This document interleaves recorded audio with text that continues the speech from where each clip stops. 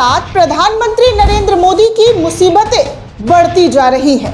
जिस तरीके से प्रधानमंत्री नरेंद्र मोदी ने सरकारी संस्थाओं का उपयोग चुनावी प्रचार प्रसार के लिए किया था, अब उनकी एक और बड़ी मुसीबत सर पर आकर खड़ी हो गई है और ये मुसीबत है कोर्ट कचहरी का।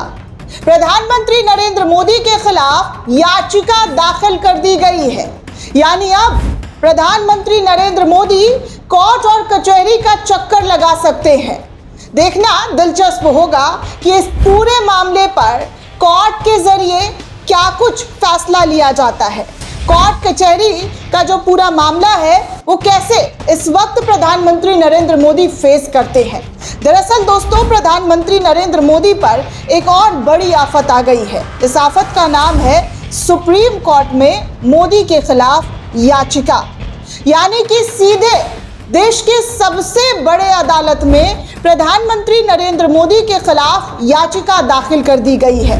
सुप्रीम कोर्ट ऑफ इंडिया में पीएम मोदी के खिलाफ याचिका दाखिल में कहा गया है कि केरल से 3 बार कांग्रेस के सांसद और 2026 के विधानसभा चुनावों के उम्मीदवार टीएन प्रतापन ने यह याचिका सीधे तौर पर दिल्ली के सबसे बड़े अदालत में दाखिल किया है। पीएम मोदी के टीवी पर दिए गए भाषण में कांग्रेस और अन्य विपक्षी दलों को निशाना बनाने और उनको चुनाव की लाभ के लिए राज्य तंत्र और आधिकारिक मीडिया के दुरुपयोग का आरोप लगाते हुए ये याचिका सुप्रीम कोर्ट ऑफ इंडिया में दाखिल किया गया है।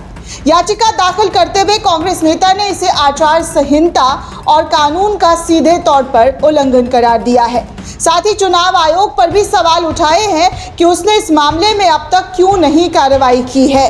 दोस्तों, आपको बता दूं कि चुनाव आयोग को लेकर लगातार सवाल जो है उठाया जा रहा है। मुख्य विपक्षी दल के जरिए इस बात पर जोर दिया जा रहा है कि कैसे मोदी को खुली छूट दे दी गई है, मोदी पर किसी भी तरीके की कार्रवाई क्यों नहीं की जा रही है, क्योंकि जिस तरीके से उन्होंने सरकारी मंच का अपने चुनावी सभाओं का इस्तेमाल इस मंच से किया था, उसके बाद से चुनाव आयुक्त चुप क्यों है, ज्ञानेश कुमार चुप क्यों है, किसी भी तरीके की कोई कार्रवाई उन पर क्यों नहीं हुई। आपको बता दूं दोस्तों कि पीएम मोदी राष्ट्र के नाम संबोधन करते हुए नजर आए हैं, जिसके खिलाफ लगातार कार्रवाई की मांग 700 से ज्यादा पूर्व अधिकारियों के जरिए आवाज उठाते हुए कहा गया। कांग्रेस ने तो भरे पार्लियामेंट हाउस में विशेष अधिकार नोटिस तक पेश किया और अब कांग्रेस के सांसद जो केरला से हैं, उनके जरिए सीधे तौर पर सुप्रीम कोर्ट का रुख अख्तियार कर लिया गया है। नरेंद्र मोदी के 18 अप्रैल को दूरदर्शन पर राष्ट्र के नाम संबोधन के खिलाफ सुप्रीम कोर्ट में याचिका दाखिल की गई। याचिका में इस संबोधन को आदर्श आचार संहिता का उल्लंघन करार करते हुए कड़ी कार्रवाई की मांग की गई है। याचिका में यह भी कहा गया है कि प्रधानमंत्री नरेंद्र मोदी ने 18 अप्रैल की रात करीब 8:30 बजे दूरदर्शन और संसद टीवी पर राष्ट्र के नाम संबोधन किया था। ये संबोधन नारी शक्ति वंदन विधेयक यानी कि महिला आरक्षण संशोधन विधेयक से जुड़े हुए राजनीतिक घटनाक्रम के ठीक बाद आया था। भाषण के दौरान प्रधानमंत्री नरेंद्र मोदी ने नाम लेकर कांग्रेस, तृणमूल कांग्रेस, द्रविड़ मुन्ने कड़गम यानी कि डीएमके और समाजवादी पार्टी समेत कई विपक्षी दलों की आलोचना की और महिला आरक्षण के विरोधी बताते हुए मतदाताओं को जवाबदेही ठहराने की अपील की थी।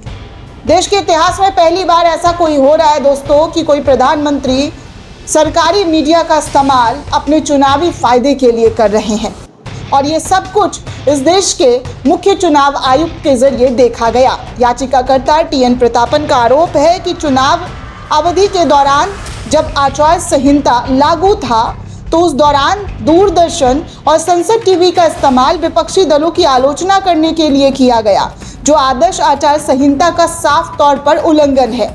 प्रतापन ने याचिका में आगे कहा है कि चुनाव के दौरान पक्षपातपूर्ण राजनीतिक संदेश देने के लिए सरकारी प्लेटफॉर्म्स का उपयोग आधिकारिक मशीनरी का दुरुपयोग है और ये लोक प्रतिनिधि अधिनियम की धारा 127(7) के तहत भ्रष्ट आचरण माना जा सकता है। याचिका में यह भी आरोप लगाया गया है कि भारत का निर्वाचन आयोग और औपचारिक शिकायत किए जाने के बावजूद किसी भी तरीके की कोई कार्रवाई इन लोगों के जरिए नहीं की गई है। इससे आयोग की अनुच्छेद 324 के तहत संवैधानिक जिम्मेदारी की परित्याग हुआ है, जो स्वतंत्र और निष्पक्ष चुनाव सुनिश्चित करने का दायित्व सौंपता है। आपको बता दें दोस्तों कि 18 अप्रैल को लोकसभा में संविधान की 131वीं संशोधन विधेयक पर चर्चा हुई थी, जिसमें लोकसभा सीटों को 543 से बढ़ाकर 850 करने की और महिलाओं के लिए 33% आरक्षण देने का प्रस्ताव मोदी सरकार के जरिए लाया गया था।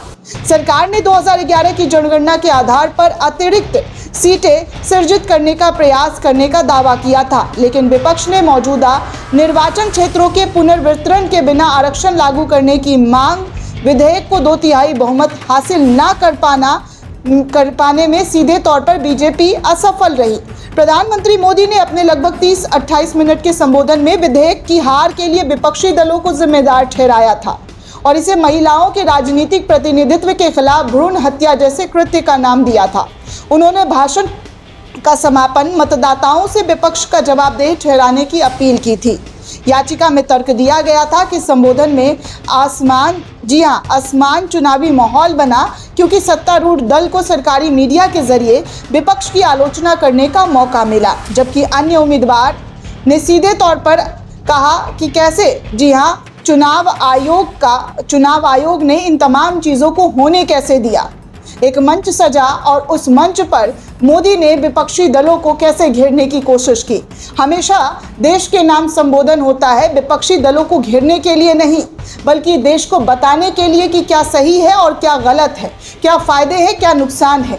लेकिन इस मंच का भी मोदी सरकार के जरिए, इवन मोदी जी के जरिए चुनावी मंच सजाकर विपक्ष को कोसने और तमाम जिन राज्यों में चुनाव हो रहा है उन राज्यों के लोगों से वोट की चोट देने की बात कहती, जिसके बाद अब मामला सुप्रीम कोर्ट तक पहुंच चुका है। दोस्तों, ये पूरी रिपोर्ट आपको कैसी लगी हमें कमेंट करके ज़रूर बताइएगा।